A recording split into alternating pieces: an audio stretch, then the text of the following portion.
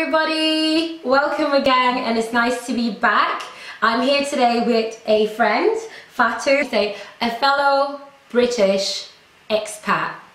Yeah, so we're both from the UK, but we're Swedish as well and Gambian. Yesterday, I took off my braids and I made a video about that, and I brushed my hair out and I decided it was time for a selfie, so I took a selfie and I posted it on Instagram and on Facebook.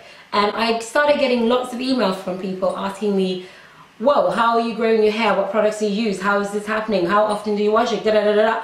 Whole bunch of questions that were quite repetitive from different people. So I thought, hey, let me get someone who's asking these questions to come on my YouTube and we will just tell you all. Yes. Yes. Yes. So, Fatu will start. It'll be like an interview. Like 15 questions. 15 questions, y'all. It's a lot. I think. First one is, what products do you use on your natural hair?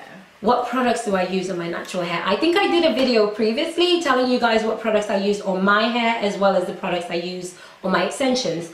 But I do have favorites and I do have staple products that I always use, if not on a daily basis, then on a weekly basis. If I don't use it on my hair, I probably use it on my body. And these products are, dun dun dun, Jamaican black castor oil, the Holy Grail, and I have the shea butter, and I have the coconut oil. Yes. Those are my 3 staple products. Okay. Yeah. So how often do you moisturize your hair? I have different moisturizing routines. To moisturize the whole of my hair, I probably do that every couple of days, so I don't do it every day. But the edges of my hair and the back of my hair, you know how it is. Those are the first to break off. Your edges will go on holiday. The back of your hair will just never ever grow in the same rate as anything else. So I will always use the Jamaican castor oil every morning on my edges and the perimeter of my hair as well as the back. I'll just grab it like that and just go massage, massage, massage to get the blood circulation going. Yeah, this I use every day. The other products I use once every couple of days when I feel my hair is dry, you know, the air is drying it out, the temperature's drying it out. I will use that. Because I relax my hair. How often do you relax your hair? How often do I relax my hair? Oh my god, I could literally just break my camera right now for her asking that question. What? I do not relax my hair anymore. I used to. Yeah. I used to do it every 2 months back in the day. Yeah, but I don't anymore. Relax is crack. Relax is like, it's like a drug that doesn't even give you the high that you need. But it feels so good because after I relax my hair, I feel like my hair looks so longer. It burns. It's so happy. It's okay. I don't know. Like, compose yourself. Like, compose yourself. Relaxer is a false advertising product. It has light in it. It has so many things that are damaging for your hair. Yes, it gives you the sensation that your hair is longer, but that's because Afro hair is very compact. It has all these lovely, amazing, beautiful coils, but when you pull it out, like a hair that looks this long can be this long when you pull it. Yeah? That's true. It's been, I mean, our hair has been made for warmer climates, so the reason it has all the curls is so your head does not evaporate too much heat out. But when you come in a climate such as Sweden, I understand how people can want to straighten their hair to make it longer, but it's just so unnecessary because it damages your hair, it burns your scalp most of the time, it gives you a false sense of length in your hair when there's no actual more length. If anything, it breaks your hair. I can make a video on 20 reasons why you should not relax your hair. It works for some people, fair enough, but it doesn't work for most people. So it ain't good. If you want to grow your hair and if you want to have big, luscious afro, natural hair with pretty coils, just don't relax your hair.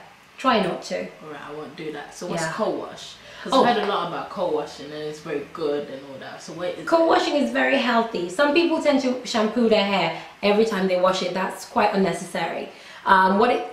Shampoo has a lot of sulfates and that dries out your hair if anything. So some people co-wash their hair, and what that means is you only wash your hair using a conditioner. So you'll wet your hair, you'll rinse it out, and then you put the conditioner in, massage it in, detangle your hair whilst the conditioner is in, and then rinse it out. So if anything, 4 times out of 5, if you're washing your hair, try to co-wash it unless you've put lots of products in it and you need to get it out. But you do know when you're like when you're like combing your hair out whilst it's wet, it does break a lot, like it just come out a lot. Yeah. Isn't that bad? No, not really. I think if you put conditioner in it, it really warms it up, and in that sense, it's easier to detangle. Now, I'm not saying when your afro is out there, go to the bottom and just comb it out. Don't do that. Start from the bottom and just comb while the conditioner is in there and make your way up, and then rinse it out and then moisturize it. Right. Yes. So what's your hair care routine? How do you wash your hair and how often do you do it? How often do I wash my hair? I wash my hair. I try to wash my hair, depending on my hairstyle, once a week, and that's a co-wash.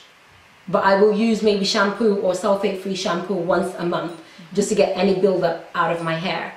But I will rinse my hair. I will put the products I need to like make it washed out. I try to use herbal essences, the Hello Hydration, on my natural hair as well, so the conditioner, rinse it out, and whilst my hair is damp, just a little bit wet, not completely dripping wet, I will moisturize it and comb it out and make sure it's locking in the moisture. And once that is done, then I'll go into a protective style. That can be cornrows, that can be braids, that can be wigs, anything, but I will generally cornrow my hair. What about dead ends? Is it really that important to be cutting your dead ends? Is it really that important? Yes, because when you have dead ends, not only is it unsightly, but you also need to get rid of the dead ends for the new growth to come in.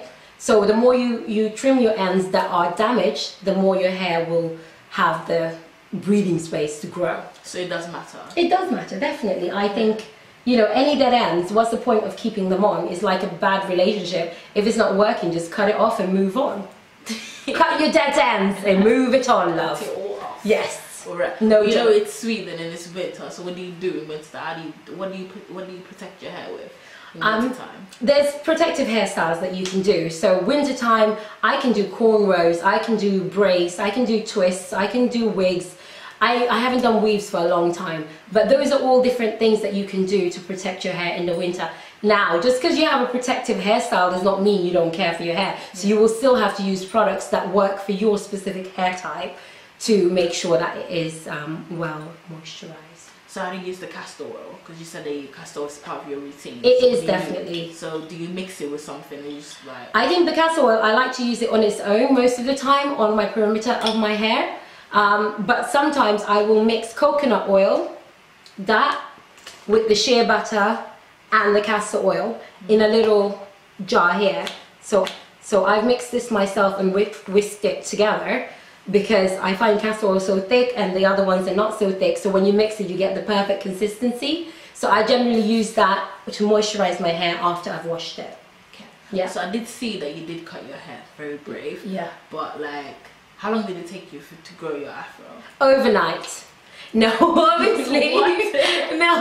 No joke. It was one of the biggest hair decisions I had to make. My hair was very damaged from perming. It was damaged from a bad weave experience, which left me with very little hair in the front. Like my edges went on holiday and they never sent me a postcard. I was like, edges, where are you? It was just gone. I had traction alopecia. It was gone. Nothing was growing. And I was just like, you know what? What's the point in keeping this? You know, I got a full set of hair here and it's bald here and the ends are all relaxed. Let me just cut it all off. So I cut it all off and I was bald. How long to get your afro? My hair now, if I have a picture, I'll pop it here. Yeah. My hair now is about 18 months post the big chop, the natural hair journey and all that. Yeah, but it took me 18 months and I've done so many things wrong in the beginning, such as I was like, no, I'll just cornrow my hair. Of course it's gonna grow, without moisturizing it and leaving it with cornrows for months on end without doing anything with it. Now I know better. When I have cornrows, when I have braids, when I have wigs, I will always take care of my hair, because it's not an excuse not to take care of your hair. What about protein treatments? What do you use and how often do you like? I think protein treatments, there are two roads that you can take. You can either find what works for your hair. It could be coconut oil, but then shea butter doesn't work. It could be castor oil, but coconut oil doesn't work. You have to put your own mixture together and find the products that work specifically for your hair. You can have super dry hair or you can have well-nourished hair. It depends. You have to find what products work for you and put them in a box, mix them together, add some eggs, protein obviously. I like to use eggs and honey in some of my mixtures for my own protein treatments. Or if you don't have that much time and you have the money and you don't feel like you want to spend that much time, I use something as well called the Apogee 2-step protein treatment. So this is a pre-mixed protein treatment. So what I like to do is wet my hair, keep it damp, wash it, co-wash it, and then once it's drying, I will pour this all over the hair after it's been combed out and make sure that it's saturated my hair. How often do you use the protein? Once a month or once every other month. But remember, this is a very thick consistency, so once you've got it in your hair, it's going to be running all over your face. It's going to feel really sticky. You probably won't want your boyfriend, girlfriend, significant other seeing you go through this mess. But when it's done, your hair stiffens up, so it becomes really stiff, like Barbie and Ken, you know, like Ken has that, you know, it becomes like that. And you have to allow it, and you have to use your blow dryer to get the heat so that the strands of your hair expand. Now once that is done, you will sit with it for an hour, and then you will rinse it out, and you will use their shampoo, which is to neutralize the protein treatment. And it's all from the same company? It's all from the same company. Right. And you can also use their 2-minute reconstructor. So if you don't have much time and you just want a quick protein fix to your hair, you can use that. It smells like coconut, doesn't it? Oh, very nice. Yeah, it smells really fresh, really coconutty. I've run out of mine, so I'll be buying this online on Afrostore as well. So what's your night care routine for your hair? So my night care routine is not very complicated. What I do is if my hair already has been moisturized in the daytime, I won't moisturize it again. But what I try to do is I use satin scarf on my hair just to protect it. So I'll put it around the perimeter of my hair and tie it up here. And that works to protect my hair nighttime whilst I'm twisting and turning. It can just make sure it's not rubbing against my pillows and things like that. Yeah. So that works very well. So where do you buy all these products from? Okay, so let's see, here's the label. So these 3 products I buy from afrikahälsa.se, which is a shop for Afro hair care African products. The Apogee, the shampoo, and the 2-minute constructor. Those you can purchase from a company also based in Sweden called Afrostore.